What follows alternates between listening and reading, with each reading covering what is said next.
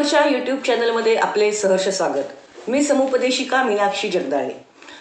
मुलांचा आणि पालकांचा सुसंवाद कसा असावा या विषयावरील दुसऱ्या भागामध्ये आपले स्वागत आहे। आपण मागच्या वेळेला या विषयाची प्रस्तावना जाणून घेतली। यावेळी आपण बोलणार आहोत, जास्त सखोलमध्ये चर्चा करणार आहोत, ती म्हणजे एकत्र कुटुंबातील मुलं, एकत्र कुटुंबामध्ये वाढणारी मुलं आणि त्यांच्यामध्ये इतर सर्व कुटुंबातील मंडळींचा असलेला त्यांच्याशी सुसंवाद किंवा विसंवाद। सुसंवाद होतो तो कसा होतो आणि विसंवाद त्याचं रूपांतर होत असेल तर ते कशा पद्धतीने होतं। आपण अनेकदा म्हणतो कुटुंबाचा अनुभव पाहिजे, कुटुंबाची सवय पाहिजे, कुटुंबात वाढलेल्या व्यक्तीला खूप अनुभव येतो, कुटुंबात लहानपणापासून वाढला असेल तर माणूस यशस्वी होतो, किंवा कुटुंब असेल तर माणूस सुरक्षित असतो, कुटुंब असेल तर माणसाला धाक असतो, आणि कुटुंब असेल तर कुटुंबाच्या मध्ये माणूस एक वेगळ्या प्रकारे त्याच्यावर खूप संस्कार होतात, तो खूप चांगल्या पद्धतीने माणसाळलेला राहतो, त्याला कायम माणसांची सवय राहते, त्याला वेगळ्या विषयांची जाणीव होते, त्याला वेगवेगळ्या प्रकारचे स्वभाव माहीत होतात आणि त्याचं व्यक्तिमत्व विकसित होतं। आणि लहानपणापासूनच जर माणूस खूप माणसांमध्ये राहिलेला असेल, आजी आजोबा काका काकू आत्या मावशी मामा, तर मग तर मात्र त्याला खूप प्रकारची व्हरायटी बघायला मिळते आणि त्या व्हरायटीमधनं त्याचं व्यक्तिमत्व खूप चांगलं विकसित होतं। नक्की शंकाच नाही, हे अगदी त्रिवार सत्य आहे। परंतु आपल्याकडे काउन्सिलिंगला जेव्हा स्टुडंट्स येतात किंवा आपण जेव्हा शाळा कॉलेजेसमध्ये लेक्चर्स घेतो आणि आपल्या लेक्चर्समध्ये जेव्हा लेक्चरनंतर विद्यार्थिनी किंवा विद्यार्थी आपल्याला ॲप्रोच करतात आणि सांगतात, त्यांच्या समस्या सांगतात वैयक्तिकरित्या, तेव्हा आपल्या हे लक्षात येतं की एकत्रित कुटुंबात असणारे किंवा खूप नातेवाईकांमध्ये राहणारे, वाढणारे किंवा वाढलेले लहानपणापासून ह्या विद्यार्थ्यांच्या किंवा ह्या मुला मुलींच्या समस्यासुद्धा आहेत आणि त्या थोड्या वेगळ्या स्वरूपाच्या आहेत। म्हणजे जसं आपण म्हणतो की हा एकलकोंडा आहे, हा फक्त आईजवळ राहतो, किंवा हा एकलकोंडा आहे, हा फक्त आई बापांशिवाय याला कोणी नातेवाईकच नाही आहेत, किंवा हा एकलकोंडा आहे, हा एकटा मित्रांमध्येच असतो, हा कधीच घरात नसतो।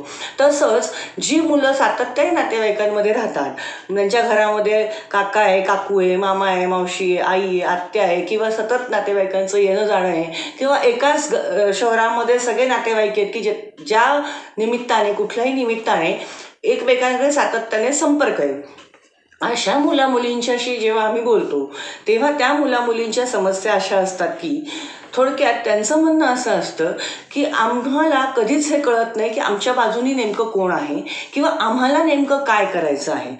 प्रत्येकजण स्वतःच्या हिशोबाने आम्हाला प्रत्येक गोष्ट सांगतो। मोठी माणसं मुख्यत्वे करून आमचा वापर करून घेतात, एकमेकांच्या मधले वादविवाद किंवा त्यांच्या एकमेकांमधले कॉन्फ्लिक्ट किंवा त्यांच्या एकमेकांमधले जे काही भांडणं असतील, वाद असतील, मतभेद असतील, त्यासाठी आमचा वापर केला जातो।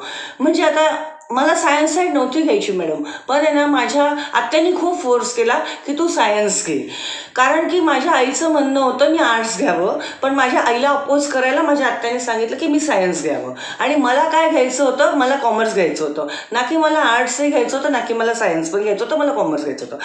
आणि आता मला हा सायन्सचा अभ्यास जड जातोय म्हणून मला मार्क्स कमी येत आहेत आणि आता माझी आई टेन्शन घेते की माझं अभ्यासात लक्ष का लागत नाही आहे, माझं बाहेर काही आहे का, आणि म्हणून तिने तुमच्याकडे मला काउन्सिलिंगला आणलेलं आहे। म्हणजे हे अशा प्रकारे इतकं विचित्र पद्धतीने मुलांना त्याचा त्रास होतोय। आता ॲक्च्युली आई आणि आत्या यांच्यामध्ये या मुलीचा कारण नसताना कोंडमारा झालेला आहे। तिला जर BCom घ्यायचं होतं किंवा कॉमर्स साईड घ्यायची होती तर आईने तिच्यावर आर्ट्स लादण्याची गरज नव्हती। आई आर्ट्स म्हणते म्हणून केवळ त्या आत्याने तिला सायन्सला पुश करणं आणि सायन्सला टाकायला लावणं, भावाला सांगून म्हणजेच तिच्या पप्पांना सांगून हे सगळं असं होऊन आज ती 12वीमध्ये असताना तिला कंटिन्यू कमी मार्क येत आहेत आणि 12वीची परीक्षा ती कशी पास आउट होईल किंवा तिला कसे चांगले मार्क पडतील आणि ते पडतील की नाही या विवंचनेत आता त्यांची पूर्ण फॅमिली आहे। अशा प्रकारे जेव्हा मुलं सांगतात की ह्या घरातल्या सर्व मोठ्या लोकांमुळे किंवा अनेकदा मुलांना हा प्रॉब्लेम जाणवतोय की आईकडचे नातेवाईक आणि वडिलांकडचे नातेवाईक यांच्यामध्ये सुद्धा आमचा कोंडमारा होतोय। खूपदा आमच्यावर असे आरोप येतात की वडील म्हणतात तुला फक्त मामा मावशी आणि ते प्रिय आहेत, आई म्हणते तुला फक्त काका काकू आत्या प्रिय आहेत, तू आमच्याकडचं ऐकत नाही किंवा आमचं ऐकत नाही। तर वास्तविक आम्ही करायचं काय? आम्हाला स्वतःला काय हवंय, काय नकोय, किंवा आम्हाला कोणाशी बोलून बरं वाटते, आम्हाला कोण समजून घेऊ शकतं, किंवा आमच्या भूमिकेतून कोणीच विचार करत नाहीये. मोठी लोकच आहेत, ती फक्त मोठ्यांच्या लेवलला विचार करतायत. म्हणजे माझ्या आईशी जर माझ्या आत्याचं पटत नाहीये, तर माझी आत्या मला कायम बोलताना हे बोलून दाखवणार की तुझी आई अशी, तुझी आई तशी, तुझ्या आईमुळे असं, तुझ्या आईमुळे तसं. किंवा माझी आई माझ्याशी बोलताना केवळ मला हे बोलून दाखवणार की तुझ्या तिकडच्या लोकांमुळे हे असं प्रॉब्लेम, किंवा तुझ्या पप्पांच्या नातेवाईकांमुळे हे असे प्रॉब्लेम. पण मग आम्ही आता काय करावं? आमच्यासाठी सगळे नातेवाईक सारखे आहेत आणि आम्हाला अजून आमचं हे वयच नाही आहे की हे घरातले प्रॉब्लेम्स किंवा हे सगळे इश्यूज समजून घ्यावे. आमच्याशी कोणी आमच्या अभ्यासाबद्दल, आमच्या करिअरबद्दल, आमच्या हेल्थबद्दल, आमच्या हॉबीजबद्दल, आमच्या आवडीनिवडींबद्दल, आमच्या मित्रमैत्रिणींबद्दल, आमच्या कुठल्याही लायकिंगबद्दल, आमच्या आवडीनिवडीबद्दल याच्याबद्दल बोलतच नाही. आमच्याशी बोलताना घरातले सगळे लोक हे फक्त त्यांच्या त्यांच्या वैयक्तिक प्रॉब्लेम्स, त्यांच्यातले मतभेद, त्यांच्यातले वादविवाद, त्यांच्यातल्या समस्या, त्यांचे एकमेकांशी कसे इतिहासात प्रॉब्लेम्स झाले होते ते, त्यांनी इतिहासात एकमेकांबद्दल केलेल्या चुकीच्या गोष्टी, त्याचे होणारे परिणाम, त्यांचे एकमेकांमधले चुकीचे आर्थिक व्यवहार, त्यांचे चुकीचे एकमेकांबद्दल झालेले गैरसमज, हे सगळं सातत्याने आम्हाला सांगत राहतात. आणि त्याच्यामुळे आम्ही कंटिन्यू कन्फ्यूज असतो की नेमकं कोणतं खरं, कोणतं खोटं, कुणाचं ऐकू, कुणाचं नको ऐकू. आणि याच्यामध्ये आमचा टाईम आणि एनर्जी आणि वेळ इतका जातो की आम्हाला आमच्या अभ्यासासाठी किंवा आमच्या प्रायोरिटीजसाठी जो काही वेळ द्यायचा आहे तो देता येत नाही. आणि जर आम्ही ठरवलं की याच्याकडे दुर्लक्ष करायचं आणि ह्याच्याकडे लक्षच द्यायचं नाही, तर परत या लोकांचे असे गैरसमज होतात की ही व्यक्ती, हिला कोणतरी सांगितलंय माझ्याशी बोलू नको आणि म्हणून ही व्यक्ती माझ्याशी आता बोलतच नाहीये, माझा फोन घेत नाहीये, किंवा ह्याला कोणतरी शिकवलेलं आहे. मग वडिलांकडच्या नातेवाईकांशी नाही बोललं तर यांना वाटतं आईने शिकवलेलं आहे की वडिलांकडच्या नातेवाईकांशी बोलू नको म्हणून आपला फोन घेत नाहीये, आणि आईकडच्या नातेवाईक म्हणजे अशा वाईस वर्सा. तर मग म्हणजे आम्ही अवॉइड पण करू शकत नाही. आम्ही बोललो तर आम्हाला कंपल्सरी त्या सगळ्या याच्यामध्ये इन्व्हॉल्व केलं जातं. नाही बोललो तर त्यांना वाटतं आम्हाला कोणतरी सांगून ठेवलेलं आहे यांचे फोन घ्यायचे नाही, यांच्याशी बोलायचं नाही, यांच्या मेसेजेसला उत्तर द्यायचं नाही. म्हणजे अक्षरशः 11वी ते ग्रॅज्युएशन, पोस्ट ग्रॅज्युएशनची मुलं बसून जेव्हा हे सांगतात तेव्हा आपल्यालाच अगतिक व्हायला होतं की खरंच या मुलांच्या ह्या समस्या असू शकतात का? आणि त्या आहेत. कारण की ह्या मुलांना त्यांच्या डोक्यात वेगळेच विचार आहेत. त्यांना मित्र मैत्रिणी, काय करायचं, करिअर आहे, त्यांचे एन्जॉयमेंटचे विषय आहेत, किंवा त्यांचं हे म्हणणं आहे जॉईंट फॅमिलीमध्ये अगदी आम्हाला एक जण जर म्हटलं ना हो पिकनिकला जा, तर जर आई म्हणत असेल ना जा, तर मुद्दाम आत्या आणि तिकडचे लोक म्हणतील, काका काकू म्हणतील अजिबात गरज नाही, पाठवू नको तिला पिकनिकला किंवा त्याला पिकनिकला, तिथे असं आहे तसं आहे, अजिबात पाठवायचं नाही.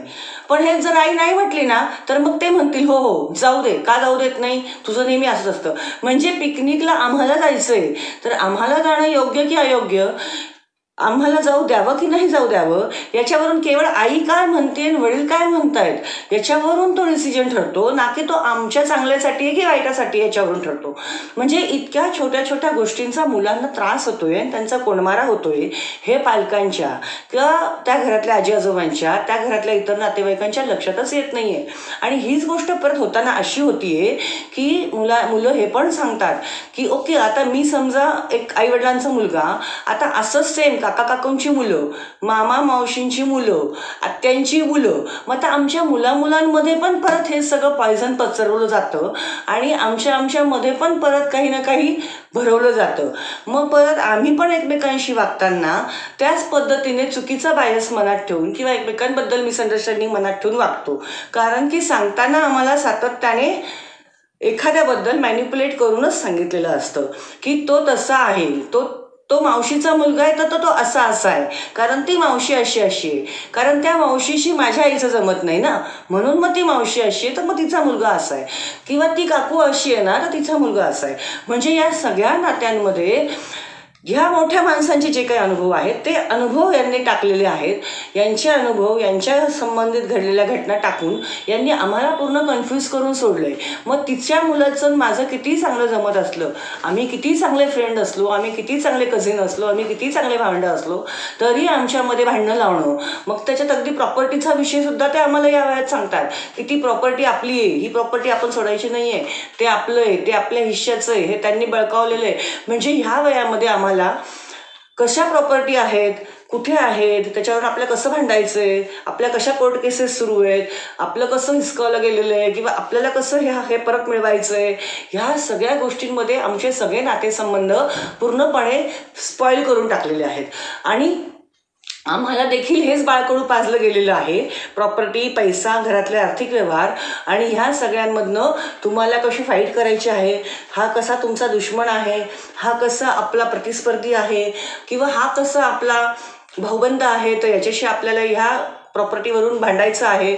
आणि हा that is none of our business. आम्हाला ॲक्च्युली आमचं करिअरबद्दल बोला, आमच्या वेगवेगळ्या अभ्यासाबद्दल बोला, आमच्या आवडीनिवडींबद्दल बोला, पण ह्या जॉईंट फॅमिलीमध्ये राहिल्यामुळे किंवा खूप सारे नातेवाईक असल्यामुळे आम्हाला सातत्याने रिव्हेंजची भावना शिकवणं, आम्हाला भांडणं शिकवणं, आम्हाला एकमेकांबद्दल मनकलुषित करणं, आम्हाला पैशांच्या व्यवहारात ओढणं, आम्हाला एकमेकांचे वाईट अवगुण सांगितले जाणं, प्रत्येक नातेवाईकांबद्दल आम्हाला चुकीची इन्फॉर्मेशन दिली जाणं, चुकीचं फिडिंग केलं जाणं, हे लहानपणापासून केलं गेलेलं आहे। फार क्वचित असं होतं की आम्हाला एखाद्या नातेवाईकाबद्दल चांगलं सांगितलं जातं किंवा चांगलं ऐकायला मिळतं।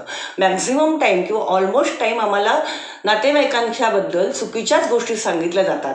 आता आमची किती मॅच्युरिटी आहे किंवा आम्ही किती त्याच्यामध्ये स्वतःच्या ॲनालिसिसने अर्थ लावतो, हे प्रत्येक मुलावर डिपेंड आहे। हे प्रत्येक मुलावर डिपेंड आहे की तो किती कपॅसिटीचा आहे, तो ते किती खरं घेतो, किती स्वतःच्या अनुभवाने अंदाज लावतो, किंवा त्याला किती खरं खोटं ओळखण्याची कला आहे, किंवा तेवढी जाण आहे, किंवा तेवढी मॅच्युरिटी आहे।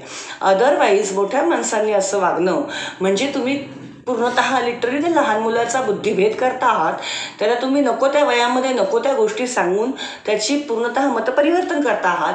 त्याच्यावर काही गोष्टी तुम्ही लादता आहात, त्याला तुम्ही कुठल्याही नको त्या विषयांमध्ये ओढता आहात। आणि कुठल्याही व्यक्तीबद्दल लहान मुलांना चुकीची माहिती पुरवणं हे तुमचं कामच नाही आहे। त्याला त्याच्या वयोनुसार, त्याच्या अनुभवानुसार समजेल की ओके काय करायचं आहे, कोणती प्रॉपर्टी आपली आहे, कोणती नाही आहे, कोणती आपल्याला मिळवायची आहे, कोणती नाही मिळवायची आहे, मिळवायची असेल तर कशी मिळवायची आहे, त्या भांडून मिळवायची आहे की कोर्टात जाऊन मिळवायची आहे की गोड बोलून मिळवायची आहे, दॅट ही कॅन डिसाईड। तो मोठा झाल्यावर त्याच्या कपॅसिटीनुसार, त्यावेळेच्या परिस्थितीनुसार तो ठरवू शकतो। पण तुम्ही जे आजपर्यंत करत आले तेच तुमच्या मुलांनी करावं। आम्ही आजपर्यंत खूप स्ट्रगल केलं आहे बाळा, त्यामुळे तुला पण इथून पुढे खूप स्ट्रगल करायचं आहे आणि तुला स्ट्रगल करूनच ही गोष्ट मिळणार आहे, हे तुम्ही त्याला सांगायची गरज नाही आहे। तुम्ही स्ट्रगल केला असाल तर तो तुमच्यापर्यंतचाच पार्ट ठेवा। मी आजपर्यंत या प्रॉपर्टीसाठी खूप भांडलो पण मला मिळाली नाही, आता इथून पुढे तुला पण खूप भांडायचं आहे आणि मारामाऱ्या करायच्या आहेत, हे तुम्हाला त्याला सांगायची गरज नाही। तुम्हाला जे शक्य होतं, तुमच्या सिच्युएशनमध्ये जे बसत होतं किंवा तुम्हाला जे योग्य वाटत होतं ते तुम्ही केलं। पण तिथून पुढे तुमच्या मुलांनी किंवा तुमच्या मुलींनी किंवा तुमच्या पुढच्या वंशज त्यांनी काय करावं, लेट देम डिसाईड की त्यांना काय योग्य वाटते। त्यामुळे एकत्र कुटुंबात राहणाऱ्या मुलांसोबतचा जो संवाद आहे त्यामध्ये सुद्धा एवढे प्रॉब्लेम्स येतात। हे मुलं स्वतः आपल्याला सांगतात, त्यांचे पालकसुद्धा आपल्याला सांगताना हेच सांगतात की मॅडम, आम्ही जरी आमच्या मुलांना या सगळ्यामधनं सेफ ठेवायचा प्रयत्न केला तरी त्यांचे बाकीचे सगळे नातेवाईक जे आहेत ते त्यांना काही ना काही कानमंत्र देत राहतात आणि ही रुटीनला चाललेली मुलं मध्ये मध्ये मध्ये मध्ये बिथरल्यासारखं करतात। त्याच्यामुळे आज आपण जे काही बघितलं ते एकत्र कुटुंबात राहणाऱ्या मुलांसोबत कशा प्रकारे संवादाचा विसंवाद होतो हे बघितलं आहे। पुढच्या भागामध्ये आपण बघताना बोलूयात की आता ह्या विसंवादाचं किंवा या एकत्र कुटुंबातल्या मुलांशी एकत्र कुटुंबात राहणाऱ्या किंवा खूप नातेवाईक असलेल्या मुलांसोबत आपण सुसंवाद कसा साधायचा आहे, त्यांच्यासोबत आपण त्यांना कसं सांभाळून घ्यायचं आहे आणि त्यांना आपण कशा प्रकारे लहानाचं मोठं होताना प्रोत्साहन द्यायचंय, मदत करायची आहे। बघत रहा भ्रमर यूट्यूब चॅनल। तोपर्यंत धन्यवाद, नमस्कार।